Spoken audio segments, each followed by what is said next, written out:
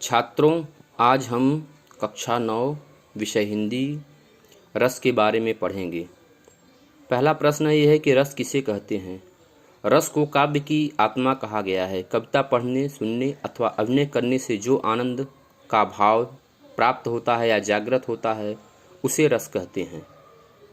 अब दूसरा प्रश्न है कि रस के कितने अंग या अवयव हैं। रस के 4 अंग या अवयव हैं। पहला है स्थायी भाव, दूसरा विभाव, तीसरा अनुभाव, चौथा संचारी भाव अथवा व्यभिचारी भाव। अगला प्रश्न है रस के प्रकार एवं उसके स्थायी भाव लिखिए।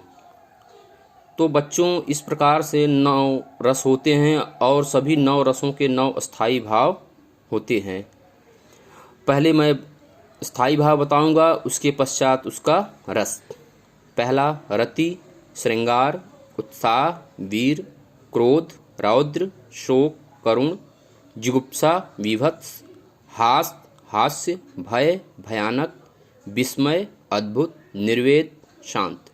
इसके अलावा भी 2 और रसों की बात हमारे आचार्यों द्वारा कही गई है।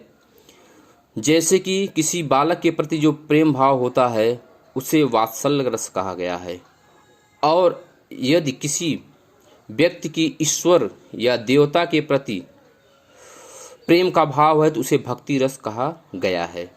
इसके आगे हम देखते हैं कि हमारे पाठ्यक्रम कक्षा 9 में 2 रस रखे गए हैं। एक श्रृंगार रस है, दूसरा वीर रस।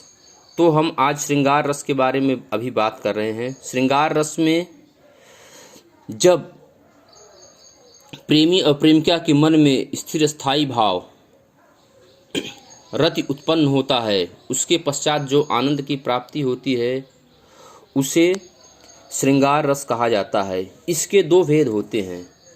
यदि नायक नायिका का मिलन का वर्णन होता है तो उसे संयोग श्रृंगार कहा जाता है, किंतु यदि नायक नायिका दूर हों, विरह की स्थिति में हों तो वहाँ वियोग श्रृंगार होता है।